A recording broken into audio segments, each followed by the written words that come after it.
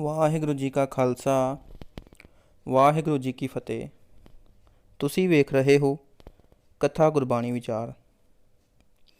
ਸੰਗਤ ਜੀ, ਅਨੰਦਪੁਰ ਸਾਹਿਬ ਦੀ ਪਾਵਨ ਧਰਤੀ ਉੱਪਰ 8-10 ਗੁਰਸਿੱਖ ਬੈਠੇ ਆਪਸੀ ਵਿਚਾਰ ਵਟਾਂਦਰਾ ਕਰ ਰਹੇ ਸਨ।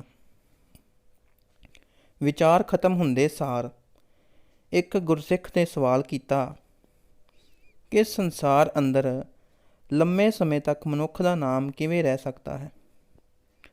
ਗੁਰਸਿੱਖ ਦਾ ਇਹ ਪ੍ਰਸ਼ਨ ਸੁਣ ਕੇ ਇੱਕ ਸਿਆਣੇ ਗੁਰਸਿੱਖ ਨੇ ਉੱਤਰ ਦਿੱਤਾ ਕਿ ਮਨੁੱਖ ਦਾ ਨਾਮ ਉਸਦੇ ਘਰ ਸੰਤਾਨ ਦੁਆਰਾ ਕਾਇਮ ਰਹਿੰਦਾ ਹੈ। ਪੁੱਤਰ ਕਰਕੇ ਬਾਪ ਦਾ ਨਾਮ ਲੋਕ ਜਾਣਦੇ ਹਨ। ਦੂਸਰੇ ਗੁਰਸਿੱਖ ਨੇ ਉੱਤਰ ਦਿੱਤਾ, ਠੀਕ ਹੈ, 2-3 ਪੀੜ੍ਹੀਆਂ ਤੱਕ ਤਾਂ ਮਨੁੱਖ ਦਾ ਨਾਮ ਜਾਣਿਆ ਜਾ ਸਕਦਾ ਹੈ ਅਤੇ ਉਹ ਵੀ ਪਰਿਵਾਰ ਦੇ ਬੰਦੇ ਹੀ ਜਾਣਨਗੇ। ਉਸ ਪਿੱਛੋਂ ਸਿਲਸਿਲਾ ਖਤਮ ਹੋ ਜਾਏਗਾ।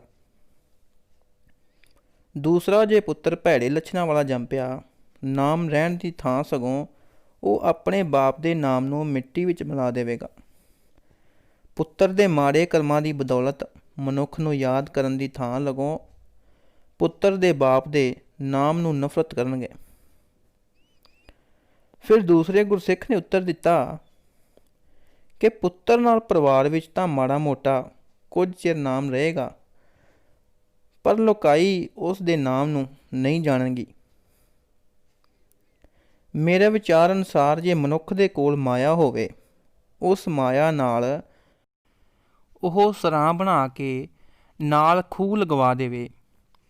ਸਰਾਂ ਦੇ ਖੂਹ ਉੱਪਰ ਉਸ ਮਨੁੱਖ ਦਾ ਨਾਮ ਲਿਖ ਦਿੱਤਾ ਜਾਵੇ ਕਿ ਇਸ ਸਰਾਂ ਦੇ ਖੂਹ ਦੀ ਸੇਵਾ ਕਿਸ ਮਨੁੱਖ ਨੇ ਕਰਵਾਈ ਹੈ।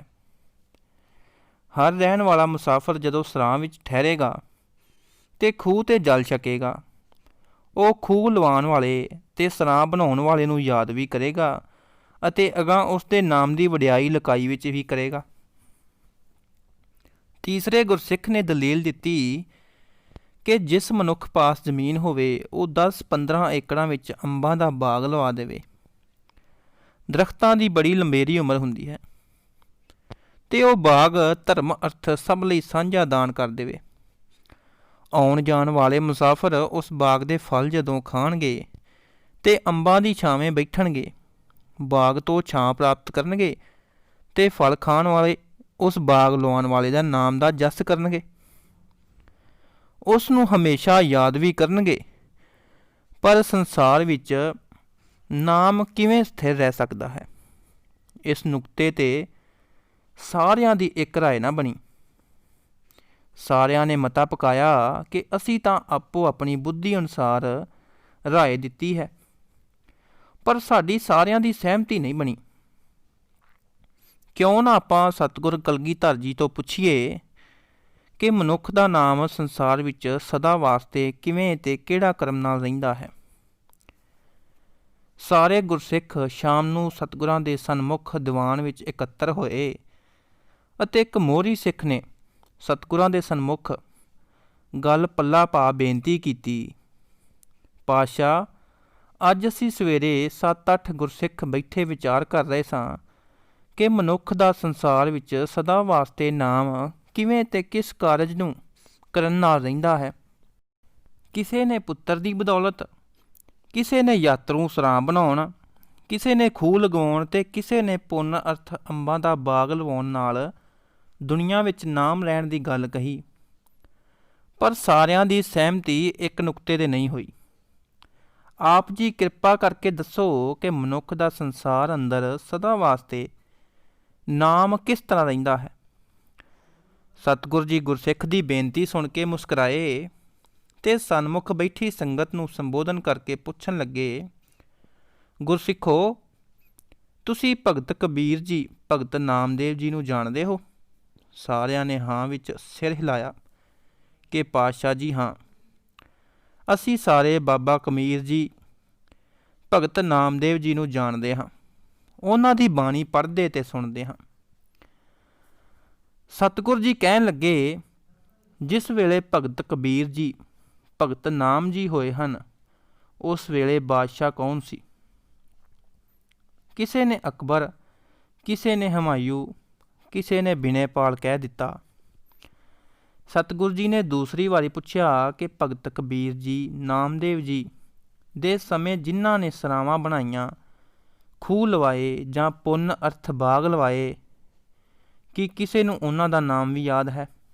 ਸਭ ਨੇ ਨਾ ਕਰ ਦਿੱਤੀ ਤੇ ਕਿਹਾ, ਪਾਤਸ਼ਾਹ, ਹਜ਼ਾਰਾਂ ਦਾਨੀ ਆਏ, ਹਜ਼ਾਰਾਂ ਚਲੇ ਗਏ, ਕੌਣ ਇਹਨਾਂ ਦਾ ਨਾਂ ਯਾਦ ਰੱਖੇਗਾ? ਸਤਿਗੁਰੂ ਜੀ ਸਿੱਖਾਂ ਨੂੰ ਸੰਬੋਧਨ ਕਰਕੇ ਕਹਿਣ ਲੱਗੇ, ਤੁਸੀਂ ਆਪ ਹੀ ਦੱਸੋ। ਬਾਬਾ ਕਬੀਰ ਜੀ, ਬਾਬਾ ਨਾਮਦੇਵ ਜੀ ਦੇ ਸਮਕਾਲੀ ਰਾਜਿਆਂ ਦੇ ਨਾਂ ਕਿਸੇ ਨੂੰ ਪਤਾ ਨਹੀਂ, ਤੇ ਨਾ ਹੀ ਉਸ ਸਮੇਂ ਦੇ ਦਾਨੀਆਂ ਸ਼ਾਹੂਕਾਰਾਂ ਦਾ ਨਾਮ ਕੋਈ ਜਾਣਦਾ ਹੈ। ਪਰ ਭਗਤ ਕਬੀਰ ਜੀ, ਭਗਤ ਨਾਮਦੇਵ ਜੀ, ਧਰੂ ਭਗਤ ਜੀ, ਪ੍ਰਹਲਾਦ ਜੀ ਤੇ ਹੋਰ ਭਗਤਾਂ ਦੇ ਨਾਮ ਤੁਸੀਂ ਸਾਰੇ ਜਾਣਦੇ ਹੋ। ਇਹਨਾਂ ਨੇ ਨਾ ਬਾਗ ਲਵਾਏ, ਨਾ ਸਰਾਵਾਂ ਬਣਵਾਈਆਂ, ਨਾ ਇਹਨਾਂ ਨੇ ਖੂਹ ਲਵਾਏ, ਅਤੇ ਨਾ ਹੀ ਇਹਨਾਂ ਪਾਸ ਕੋਈ ਰਾਜ ਭਾਗ ਜਾਂ ਧਨ ਸੀ। ਪਰ ਸਾਰਾ ਸੰਸਾਰ ਇਹਨਾਂ ਨੂੰ ਕਿਉਂ ਜਾਣਦਾ ਹੈ? ਕਿਉਂਕਿ ਇਹਨਾਂ ਨੇ ਪਰਮਾਤਮਾ ਦਾ ਨਾਮ ਜਪਿਆ ਹੈ। ਜਦ ਤੱਕ ਨਾਮੀ ਹੈ, ਤਦ ਤੱਕ ਨਾਮ ਜਪਣ ਵਾਲਿਆਂ ਦਾ ਨਾਮ ਕਾਇਮ ਰਹੇਗਾ। ਸਤਿਗੁਰੂ ਤੇਗ ਬਹਾਦਰ ਸਾਹਿਬ ਜੀ ਦੀ ਗੁਰਬਾਣੀ ਅੰਦਰ ਫਰਮਾਨ ਹੈ, ਨਾਮ ਰਹਿਓ ਸਾਧੂ ਰਹਿਓ, ਰਹਿਓ ਗੁਰੂ ਗੋਬਿੰਦ। ਹੇ ਪ੍ਰਾਣੀ ਜਨੋ, ਸੰਸਾਰ ਵਿੱਚ ਸਦਾ ਵਾਸਤੇ ਪਰਮਾਤਮਾ ਦਾ ਨਾਮ, ਸਤਿਗੁਰਾਂ ਤੇ ਪਰਮਾਤਮਾ ਦਾ ਨਾਮ ਜਪਣ ਵਾਲੇ ਸਾਧੂ ਜਨ ਸਦਾ ਵਾਸਤੇ ਕਾਇਮ ਰਹਿੰਦੇ ਹਨ। ਪਰ ਪਰਮਾਤਮਾ ਦਾ ਨਾਮ ਕੋਈ ਵਿਰਲਾ ਜਣਾ ਹੀ ਜਪਦਾ ਹੈ। ਸਤਿਗੁਰਾਂ ਦੂਸਰੀ ਪੰਕਤੀ ਵਿੱਚ ਫਰਮਾਨ ਕੀਤਾ ਹੈ, ਕਹੋ ਨਾਨਕ ਇਹ ਜਗਤ ਮੈਂ, ਕਿਨ ਜਪਿਓ ਗੁਰਮੰਤ। ਸਤਿਗੁਰੂ ਕਲਗੀਧਰ ਜੀ ਨੇ ਕਿਹਾ, ਭਾਈ ਸਿੱਖੋ, ਦੇਖੋ ਨਾਮਦੇਵ ਜੀ ਦਿਨ ਰਾਤ ਗੋਬਿੰਦ ਗੋਬਿੰਦ ਕਰਦੇ ਸਨ। ਗੋਬਿੰਦ ਗੋਬਿੰਦ ਕਰਨ ਦੀ ਬਰਕਤ ਨਾਲ ਨਾਮਦੇਵ ਦਾ ਮਨ ਪਰਮਾਤਮਾ ਵਿੱਚ ਲੀਨ ਹੋ ਗਿਆ। ਲੋਕ ਜਿਸ ਨਾਮਦੇਵ ਨੂੰ ਅੱਧੀ ਕੌੜੀ ਦਾ ਸਮਝਦੇ ਸਨ, ਨਾਮ ਜਪ ਕੇ ਉਹ ਲੱਖਪਤੀਆਂ ਵਿੱਚ ਬਣ ਗਿਆ। ਇਸੇ ਤਰ੍ਹਾਂ ਭਗਤ ਕਬੀਰ ਜੀ ਨੇ ਬੁਣਨੇ ਤੇ ਤਾਣਾ ਤਣਨ ਵੱਲੋਂ ਧਿਆਨ ਸੰਕੋਚ ਕੇ ਪਰਮਾਤਮਾ ਦੇ ਨਾਮ ਨਾਲ ਪ੍ਰੀਤ ਬਣਾ ਲਈ। ਜਿਸ ਕਬੀਰ ਨੂੰ ਲੋਕ ਨੀਚ ਕਹਿ ਕੇ ਦੁਕਾਰਦੇ ਸਨ, ਪਰਮਾਤਮਾ ਨੇ ਨਾਮ ਦੀ ਬਰਕਤ ਨਾਲ ਉਹ ਗੁਣਾਂ ਦਾ ਸਮੁੰਦਰ ਬਣ ਕੇ ਸੰਸਾਰ ਵਿੱਚ ਪ੍ਰਸਿੱਧ ਹੋਇਆ। ਰਵਿਦਾਸ ਜੀ ਜੋ ਦਿਨ ਰਾਤ ਮਰੇ ਹੋਏ ਪਸ਼ੂਆਂ ਨੂੰ ਢੋ ਕੇ ਬਾਹਰ ਸੁੱਟਣ ਅਤੇ ਚਮੜੇ ਲਾਉਣ ਦਾ ਕੰਮ ਕਰਦੇ ਸਨ, ਉਹਨਾਂ ਨੇ ਮਾਇਆ ਦਾ ਪਿਆਰ ਤਿਆਗ ਕੇ ਪਰਮਾਤਮਾ ਦੇ ਨਾਮ ਨਾਲ ਪ੍ਰੀਤੀ ਬਣਾ ਲਈ। ਨਾਮ ਦੀ ਪ੍ਰੀਤੀ ਬਦੌਲਤ ਉਹਨਾਂ ਨੂੰ ਪਰਮਾਤਮਾ ਦੇ ਦਰਸ਼ਨ ਹੋ ਗਏ ਅਤੇ ਉਹ ਜਗਤ ਪ੍ਰਸਿੱਧ ਹੋ ਗਏ। ਸੈਣ ਨਾਈ ਜੋ ਲੋਕਾਂ ਦੀਆਂ ਬੁੱਤੀਆਂ ਕੱਢਦਾ ਸੀ, ਨਾਮ ਜਪਣ ਦੀ ਬਦੌਲਤ ਪਰਮਾਤਮਾ ਉਸ ਦੇ ਹਿਰਦੇ ਵਿੱਚ ਵਸ ਗਿਆ, ਜਿਸ ਕਰਕੇ ਉਹ ਜਗਤ ਪ੍ਰਸਿੱਧ ਹੋ ਭਗਤਾਂ ਦੀ ਸ਼੍ਰੇਣੀ ਵਿੱਚ ਸ਼ੁਮਾਰ ਹੋ ਗਿਆ। ਇਹਨਾਂ ਭਗਤਾਂ ਦੀਆਂ ਗਾਥਾਵਾਂ ਤੇ ਪ੍ਰਸਿੱਧ ਸੁਣ ਕੇ ਧੰਨਾ ਜੱਟ ਵੀ ਪਰਮਾਤਮਾ ਦੀ ਭਗਤੀ ਕਰਨ ਲੱਗ ਪਿਆ। ਭਗਤੀ ਕਰਨ ਦੀ ਬਰਕਤ ਨਾਲ ਧੰਨੇ ਨੂੰ ਪਰਮਾਤਮਾ ਦੇ ਸਾਖਿਆਤ ਦਰਸ਼ਨ ਹੋਏ। ਧੰਨਾ ਜੱਟ ਵੱਡਿਆਂ ਭਾਗਾਂ ਵਾਲਾ ਹੋ ਗਿਆ। ਇਹ ਸਾਰੀ ਬਰਕਤ ਕੇਵਲ ਨਾਮ ਦੀ ਸੀ। ਤੇ ਧੰਨ ਗੁਰੂ ਅਰਜਨ ਦੇਵ ਜੀ ਦਾ ਫਰਮਾਨ ਹੈ, ਗੋਬਿੰਦ ਗੋਬਿੰਦ ਗੋਬਿੰਦ ਸੰਗ, ਨਾਮ ਦਿਓ ਮਨ ਲੀਣਾ, ਆਡ ਦਮ ਕੋ ਛਿਪਰੋ ਹੋਇਆ ਲਖੀਣਾ। ਰਹਾਓ, ਬੁਣਨਾ ਤਣਨਾ ਤਿਆਗ ਕੈ ਪ੍ਰੀਤ ਚਰਨ ਕਬੀਰਾ, ਨੀਚ ਕਲਾ ਜੋ ਲਾਹਰਾ ਭਇਓ ਗੁਨੀਆ ਗਹੀਰਾ। ਰਵਿਦਾਸ ਡੁਡਵੰਤਾ ਡੋਰ ਨੀਤ, ਤਿਨ ਤਿਆਗੀ ਮਾਇਆ, ਪ੍ਰਗਟ ਹੋਆ ਸਾਧ ਸੰਗ ਹਰ ਦਰਸ਼ਨ ਪਾਇਆ। ਸੈਣ ਨਾਈ ਬੁਤਕਾਰੀਆ, ਉਹ ਘਰ ਘਰ ਸੁਣਿਆ, ਹਿਰਦੈ ਵਸਿਆ ਪਾਰ ਬ੍ਰਹਮ ਭਗਤਾ ਮੈਂ ਗਣਿਆ। ਇਹ ਬਿਧ ਸੁਣ ਕੇ ਜੱਟਰੋ ਉੱਠ ਭਗਤੀ ਲਾਗਾ, ਮਿਲੈ ਪ੍ਰਤੱਖ ਗੁਸਾਈਆਂ ਧੰਨਾ ਵਡਭਾਗਾ। ਸੋ ਗੁਰਸਿੱਖੋ, ਸੰਸਾਰ ਵਿੱਚ ਨਾਮ ਨਾ ਕਿਸੇ ਅਮੀਰ ਦਾ, ਨਾ ਵਜ਼ੀਰ ਦਾ, ਨਾ ਰਾਜ ਭਾਗ ਵਾਲੇ ਦਾ, ਨਾ ਮਾਇਆਧਾਰੀ ਦਾ, ਨਾ ਹੀ ਉੱਚੇ ਮਰਤਬੇ ਵਾਲੇ ਦਾ। ਨਾਮ ਹਮੇਸ਼ਾ ਪਰਮਾਤਮਾ ਦਾ ਨਾਮ ਜਪਣ ਵਾਲਿਆਂ ਦਾ ਰਹਿੰਦਾ ਹੈ। ਜੇ ਤੁਹਾਡੇ ਮਨ ਵਿੱਚ ਵੀ ਆਪਣੇ ਨਾਮ ਨੂੰ ਪ੍ਰਸਿੱਧ ਕਰਨ ਦੀ ਲਾਲਸਾ ਹੈ, ਤਾਂ ਆਪਣੇ ਨਾਮ ਨੂੰ ਪ੍ਰਸਿੱਧ ਕਰਨ ਦਾ ਯਤਨ ਨਾ ਕਰੋ, ਸਗੋਂ ਪਰਮਾਤਮਾ ਦੇ ਨਾਮ ਨਾਲ ਜੁੜੋ, ਜੋ ਪ੍ਰਸਿੱਧ ਸੀ, ਪ੍ਰਸਿੱਧ ਹੈ ਤੇ ਸਦਾ ਪ੍ਰਸਿੱਧ ਰਹੇਗਾ। ਜੋ ਅਜਿਹੇ ਨਾਮ ਨਾਲ ਜੁੜੇਗਾ ਉਹ ਵੀ ਸਦਾ ਵਾਸਤੇ ਥਿਰ ਹੋ ਜਾਵੇਗਾ। ਗੁਰਦੇਵ ਜੀ ਮਾਂਝ ਦੀ ਵਾਰ ਅੰਦਰ ਫਰਮਾਨ ਕਰਦੇ ਹਨ ਕਿ ਮਨੁੱਖ ਸੰਸਾਰ ਵਿੱਚ ਆਉਂਦਾ ਹੈ, ਆਪਣਾ ਨਾਂ ਕਮਾਉਣ ਦਾ ਯਤਨ ਕਰਦਾ ਹੈ, ਇਹ ਸੰਸਾਰ ਤੋਂ ਤੁਰ ਜਾਂਦਾ ਹੈ। ਥੋੜ੍ਹੇ ਸਮੇਂ ਪਿੱਛੋਂ ਉਸ ਦਾ ਨਾਮ ਵੀ ਮੁੱਕ ਜਾਂਦਾ ਹੈ। ਆਇਆ ਗਿਆ ਮੋਇਆ ਨਾਓ। ਸਤਿਗੁਰ ਜੀ ਦੇ ਘਰ ਮਹਾਨਤਾ ਹੈ ਹੀ ਨਾਮ ਦੀ। ਨਾਨਕ ਕੈ ਘਰ ਕੇਵਲ ਨਾਮ।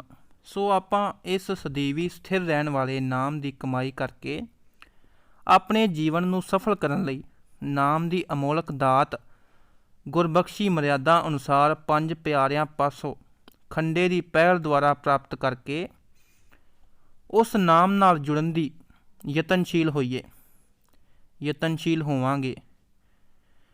ਸਤਿਗੁਰ ਜੀ ਜ਼ਰੂਰ ਸਫਲਤਾ ਪ੍ਰਦਾਨ ਕਰਨਗੇ।